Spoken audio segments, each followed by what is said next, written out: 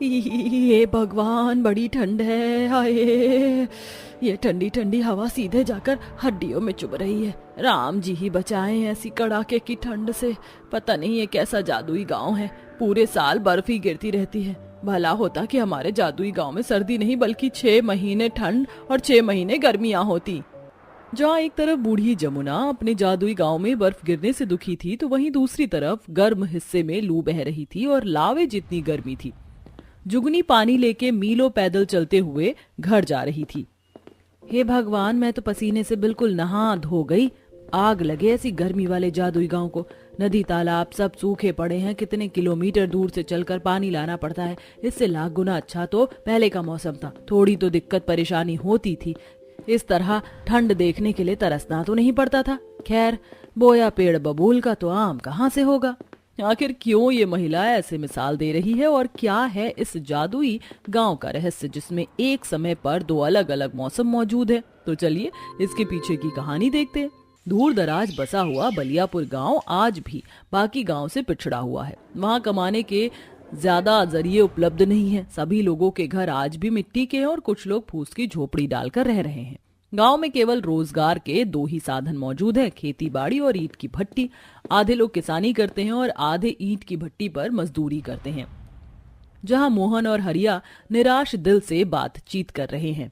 हम किसान लोगों ने दिन रात खून पसीना बहाकर एक एक दिन इस जमीन पर इस उम्मीद से मेहनत की कि खेत में दिन रात हल चलाया, बीज लगाया, खाद पानी दिया कि इस बार हमारी खेत की फसल बहुत अच्छी होगी तो हम साल भर पेट भर कर खा सकेंगे। लेकिन इस बेतहाशा गर्मी के मौसम ने हमारी सारी उम्मीदों पर पानी फेर दिया।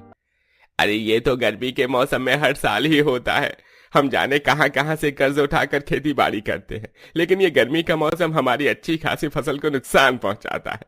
अरे इससे तो अच्छा होता कि हमारे गांव में साल भर ठंड का मौसम बना रहता, तो हमारी फसल भी बर्बाद नहीं होती और मेहनत भी इस कदर जाया नहीं जाती। तुमने बिल्कुल ठीक कहा भाई। अरे तुम किसान लोगों को तो केवल अपनी अपनी पड़ी है।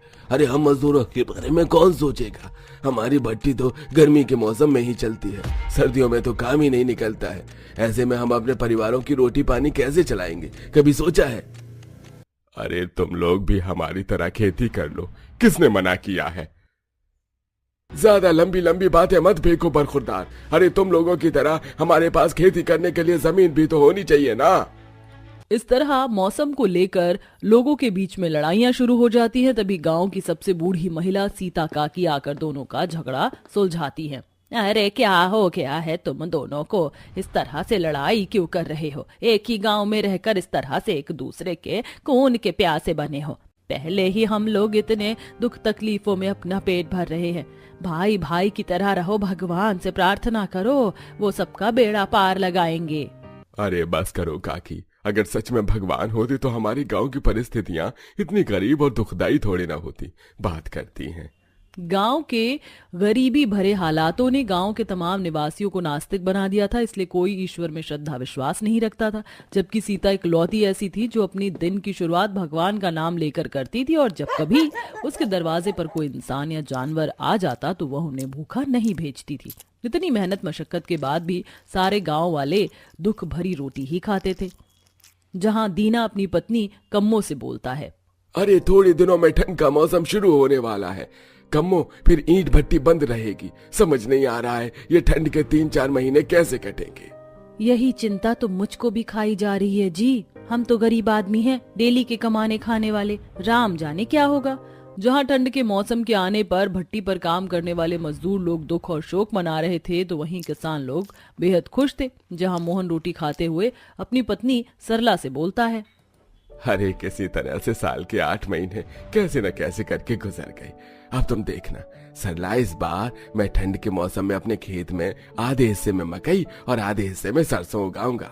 सर्दी के मौसम में हमारी फसल बिना किसी रुकावट के अच्छी होगी और साल भर खाने का जुगाड़ भी हो जाएगा। भगवान करे तुम्हारी सोच पूरी हो जाए जी। उधर सीता अपनी थाली में 2 रोटी बनाकर खाने चलती है, तभी एक कुत्ता काऊ काऊ करते हुए उसके दरवाजे पर आकर बैठकर पूंछ हिलाने लगता है। तुझको भूख लगी है? ये ले, इसमें से एक रोटी तू खा ले, मैं एक खाकर रह लूंगी। कुत्ता मुंह में रोटी दबाकर चला जाता है, तभी एक गाय भी आकर गुहार लगाने लगती है। लगता है आज ईश्वर ने मेरे नसीब की रोटी लिखी ही नहीं। लो गौ माता, ये तुम खा लो। गाय रोटी खा लेती है, तभी वह गाय देवी पार्वती बन जाती है। सीता, मैं तुम्हारे मददगार भावना से खुश हुई, इसलिए इस प्रकृति की सृजनहार होते हुए मैं इस गांव के आधे भाग को ठंडे गांव और आधे भाग को गर्मी वाले गांव में हो जाने का वरदान देती हूँ, ताकि सबकी अड़चनें दूर हो जाएं। किंतु याद रखना, इस गांव में अब इस 2 मौसम के अलावा और कोई तीसरा मौसम नहीं आएगा। तुम्हें पूरे साल इसी एक मौसम के सहारे रहना होगा। हम सबको स्वीकार है देवी, हम रह लेंगे। ठंड का मौसम हम किसानों के लिए लाभकारी है। हाँ हाँ, हम भी इस गर्मी के मौसम में खुश हैं। तो फिर ठीक है, आज से इस एक गांव के अंदर 2 मौसम रहेंगे सदा के लिए। देवी के वरदान स्वरूप जादुई गांव में लोग कुछ दिन तो खुशी खुशी रहने लगते हैं, लेकिन थोड़े वक्त के बाद कुढ़ने लगते हैं। जहां साल भर गर्मी पड़ने के चलते मिट्टी पेड़ पौधे अपना संतुलन खो देते हैं, जमीन से नमी चली जाती है, नदी तालाब सूख जाते हैं, मजदूर लोग पसीने में तरबतर ईंट बना रहे थे।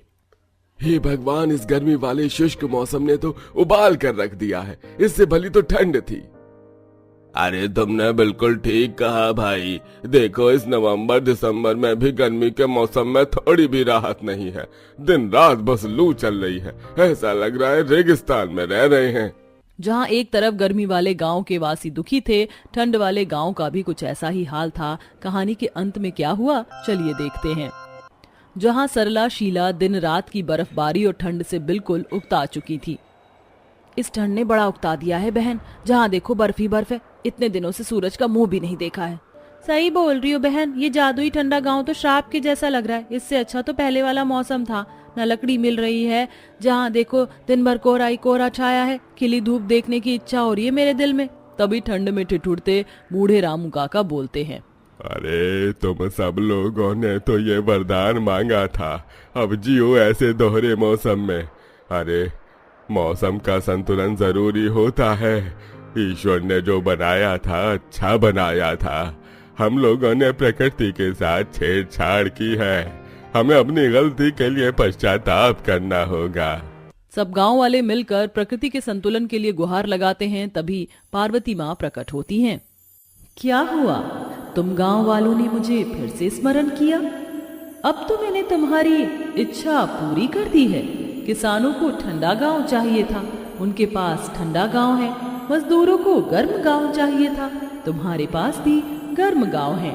अब क्या बाधा है? अपनी भूल को मान लेते हैं और सीता बोलती है, हे माँ, हम सबको हमारी भूल का एहसास है कि मौसम का संतुलन कितना जरूरी है। आपने हमारे जो इस गांव को आधे आधे मौसम में अलग अलग बांटा है, हम आपसे विनती करते हैं इसे फिर से एक गांव बना दीजिए। अलग अलग ठंडा और गर्म गांव हमें नहीं चाहिए। आखिरकार तुम्हें इस बात का एहसास हो गया कि मौसम का संतुलन कितना जरूरी है।